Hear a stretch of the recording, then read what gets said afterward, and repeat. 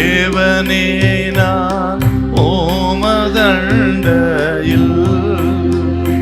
இன்னும் நெருங்கி சேர்வதே என் ஆவல் பூமியில்.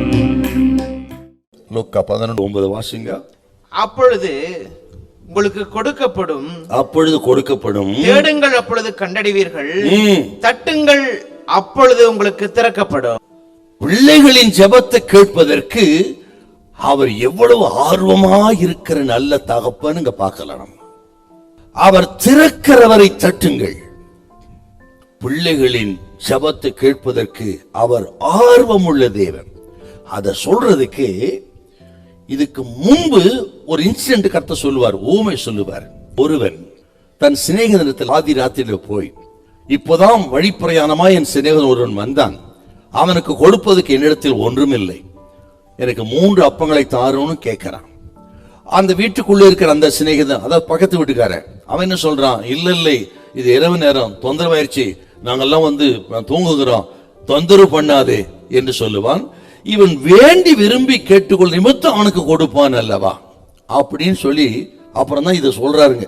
இந்த ஜெபத்தை எதுக்கு சார் சொல்றாருன்னா, ஆண்டவருக்கு நமக்கு இருக்க இந்த உறவு இருக்குது பாத்தீங்களா, அது எப்படிப்பட்ட ஒரு தகப்பன் பிள்ளை உறவை தவிர பக்கத்து வீட்டுக்காரன் நம்ம உறவு இல்லை. தகப்பன் தான் பிள்ளைய நடத்துறது வேற, பக்கத்து வீட்டுக்காரன் பையனை நடத்துறது வேற. பக்கத்து வீட்டுக்காரன் தொந்தரவா நினைக்கிறான், தொந்தரவு செய்யாதே சார் கர்த்தர் சொல்றாருங்க.